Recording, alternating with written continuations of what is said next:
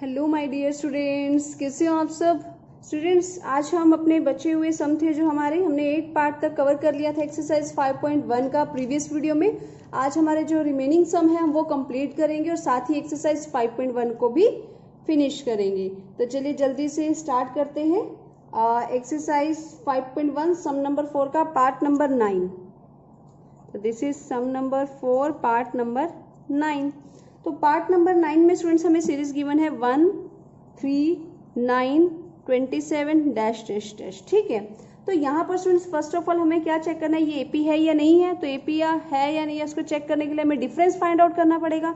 तो यहाँ पर मैं नेमिंग कर रही हूँ, this is first term A1, second term A2, third term A3, fourth term A4। तो सबसे पहले डिफरेंस फाइंड आउट करते हैं। तो A2 माइनस A1, 3 माइनस 1 2। अब वेरीफाई कर लेते हैं कि नेक्स्ट टू टर्म्स का भी डिफरेंस सेम है या नहीं है। तो यहाँ तो गड़बड़ हो गई स्टूडेंट्स, यहाँ तो डिफरेंस सेम नहीं आ रहा है। तो डिफरेंस सेम नहीं आ रहा है, इसका मतलब A2 minus A1 is not equal to A3 minus A2, यानी 2 is not equal to 6। It means this is not an AP। ठीक है, तो ये AP नहीं है। क्लियर है स्टूडेंट्स, क्योंकि यहाँ पर डिफरेंस सेम नहीं आ रहा है ना। खुश हो गए होंगे आप लोग तो कि शुक्र है AP नहीं है, वरना तो आगे हमें और करना पड़ता, 3 टर्म्स निकालनी पड़ती है ना। तो चलो कोई बात नहीं। तो अब हमने यहाँ पे सम नंबर 9 कंप्लीट कर लिया। यहाँ पर ये AP नहीं है तो हम आगे इसके स्टेप्स नहीं करेंगे, 3 टर्म्स को फाइंड आउट नहीं करेंगे। अब हम करेंगे students part number 10। Part number 10 में हमें सीरीज गिवन है students A, 2A, 3A, 4A। यहाँ पर तो देखते ही पता चल गया कि ये क्या है, AP है। तो अब यहाँ पर क्या करेंगे, फिर भी हम इसे चेक करेंगे। This is A1, A2, A3, A4, क्योंकि हमें तो प्रॉपर प्रोसीजर फॉलो करना है। ठीक है, तो यहाँ पर स्टूडेंट सबसे पहले डिफरेंस फाइंड आउट करेंगे, A2 माइनस A1। तो 2A minus A is A। अब वेरीफाई कर लेते हैं, A3 माइनस A2, तो 3A minus 2A is A। तो डिफरेंस सेम है, तो ये क्या है स्टूडेंट्स, दिस इज AP। और अगर ये AP है तो हमें इसकी 4 टर्म्स गिवन है, नेक्स्ट 3 टर्म्स फाइंड आउट करनी है, which is A5, A plus 4D, A6, A plus 5D, A7, A plus 6D। तो चलिए इसे फाइंड आउट करते हैं। तो यहाँ पर फर्स्ट टर्म A गिवन है, तो यहाँ पर 4 इंटू डिफरेंस भी A है, तो 4A प्लस A 5A। तो A plus 5 into A 5A plus A 6A, A plus 6 into A plus 6A 7A। तो यहाँ पर स्टूडेंट्स हमने तीनों टर्म्स फाइंड आउट कर ली और डिफरेंस भी हमने क्या फाइंड आउट किया है, A। तो स्टूडेंट्स ये था आपका part number 10। Now moving to part number 11। Part number 11 में स्टूडेंट्स हमारे पास सीरीज गिवन है A square, A cube, A4 dash dash dash. अब हमें चेक करना है कि क्या ये AP है या नहीं है। तो उसके लिए सबसे पहले मैंने इसको नेमिंग कर दी, this is A1, A2, A3, A4। तो सबसे पहले मुझे डिफरेंस चेक करना है। तो डिफरेंस कैसे चेक करेंगे, A2 माइनस A1। अब यहाँ पर A2 माइनस A1, तो A2 क्या है, A स्क्वायर, A1 क्या है, A। तो यहाँ से A कॉमन ले लिया, क्या बचेगा स्टूडेंट्स, A माइनस 1। तो डिफरेंस ये आया। अब चेक करते हैं नेक्स्ट का भी ऐसा है। तो यहाँ से जब हमने डिफरेंस चेक किया तो स्टूडेंट्स A3 माइनस A2, तो A3 क्या थी, A क्यूब, A2 क्या थी, A स्क्वायर। तो यहाँ से A स्क्वायर कॉमन ले लिया तो क्या आया, A माइनस 1। अब जल्दी से बताओ क्या ये डिफरेंस सेम है students. Yes, very good, difference is not same. और अगर डिफरेंस सेम नहीं है students, it means this is not an AP। ठीक है, ये AP नहीं है। तो स्टूडेंट्स आप डिफरेंस को चेकआउट करने के लिए आगे भी टर्म्स का चेक कर सकते हो कि A4 माइनस A3 भी ऐसा है या नहीं है। ठीक है, तो वो मैंने अभी 2 का ही करके दिखाया, आप आगे भी कर सकते हो। ठीक है, अब हम करेंगे next part which is part number 12। तो स्टूडेंट्स दिस इज पार्ट 12 है ना। यही सम सबसे मुश्किल लग रहा होगा, बट इसे हम सबसे आसान बनाएंगे। इसमें हम √8, √18, √32 इन सबको √2 के टर्म्स में लिखेंगे। कैसे लिख सकते हैं स्टूडेंट्स, ध्यान से सुनना। यहाँ पर √8 है, मैं 8 के फैक्टर निकालूंगी, 2 4 जा 8, 2 2 जा 4, 2 2 जा 1, यानी 8 के फैक्टर क्या आए 2 इंटू 2 इंटू 2। तो स्टूडेंट्स जो चीज़ पेयर में होती है, मैंने आपको पहले भी वीडियोस में बताया हुआ है कि जो यहाँ पर नंबर पेयर में होता है उसे हम बाहर ले लेते हैं, जो पेयर में नहीं होता है उसे अंदर रख देते हैं। तो यानी मैं यहाँ पर √8 को 2√2 लिख सकती हूँ, ठीक है। अब √18 को कैसे करेंगे, सेम मेथड, तो 2 9 जा 3 3 जा 3 1 जा, तो यहाँ पर 18 के क्या फैक्टर आए 2 इंटू 3 इंटू 3, पेयर में क्या है 3, तो पेयर में 3 है इसलिए से बाहर ले लेंगे और इसे यहाँ पर लिख देंगे √2, यानी मैं √18 को कैसे लिख सकती हूँ 3√2।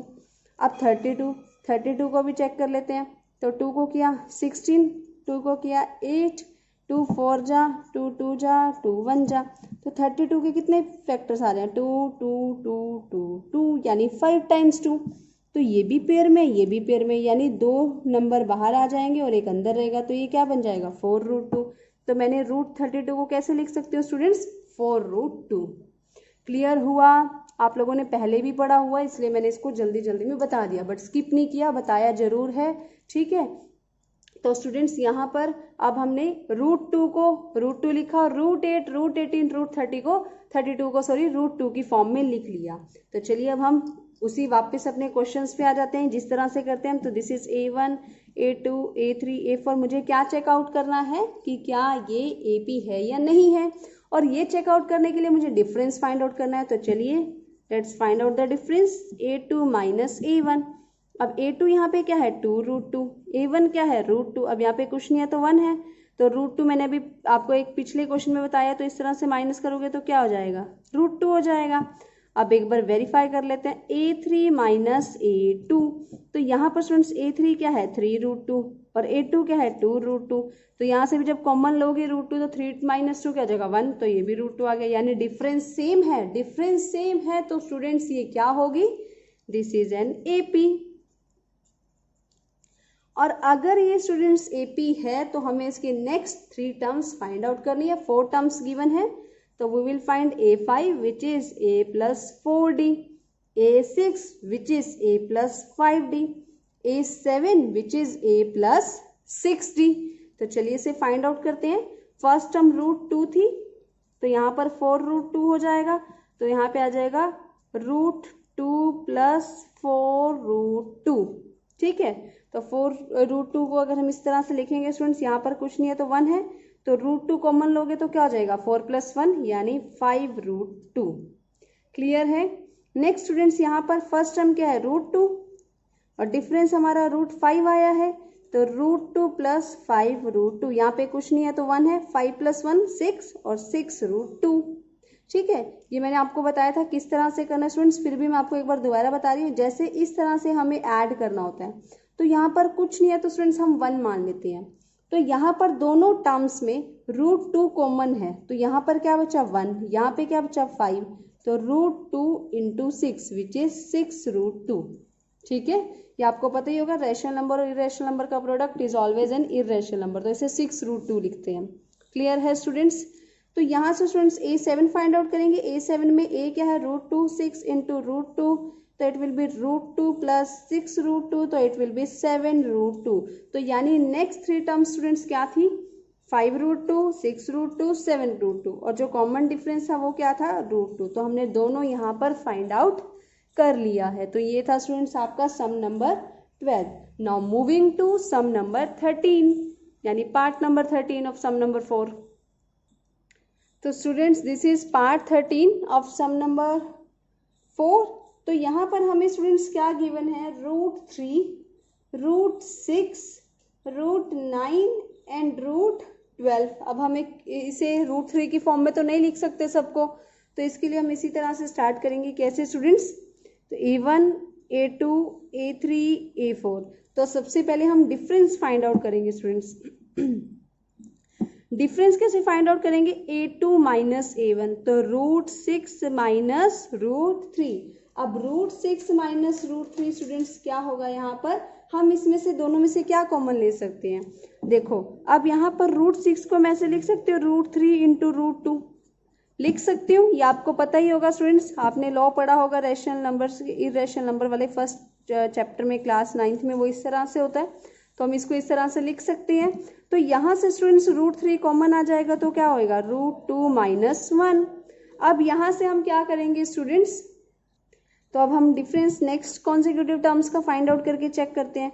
तो √9 - √6। अब हम √9 और √6 को स्टूडेंट्स कैसे लिख सकते हैं, यहाँ पर √9 है और माइनस क्या है √6 है। अब इसे किस तरह से लिख सकते हैं हम स्टूडेंट्स, इसे हम इस तरह से लिख ही नहीं सकते। एक मिनट, ये क्या हो जाएगा 3 और ये क्या हो जाएगा √3 √2, और इसे भी ऐसे लिख सकते हैं √3 √3, ठीक है। तो यहाँ से हो जाएगा √3 √2, तो यहाँ से स्टूडेंट्स √3 कॉमन आ जाएगा तो ये जाएगा √3 - √2। जल्दी से बताइए स्टूडेंट्स, क्या ये दोनों डिफरेंस सेम है? यस एग्जैक्टली, दोनों डिफरेंस सेम नहीं है। और अगर स्टूडेंट्स डिफरेंस सेम नहीं है तो this is not an AP, ये एपी भी नहीं है और एपी भी नहीं है, तो हमें नेक्स्ट 3 टर्म्स फाइंड आउट नहीं करना, ठीक है। अब हम करेंगे स्टूडेंट्स नेक्स्ट पार्ट नंबर 14।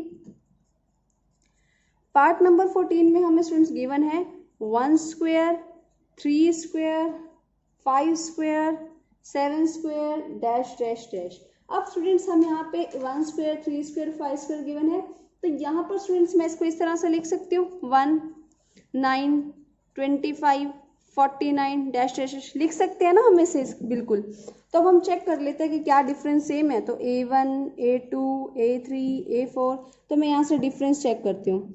तो A2 - A1 विच इज़ 9 - 1 यानी 8। अब नेक्स्ट का डिफरेंस चेक करते हैं A3 - A2 विच इज़ 25 - 9 16। तो बताओ जल्दी से डिफरेंस सेम है? नहीं है, इसका मतलब this is not an AP, ये भी एपी नहीं है।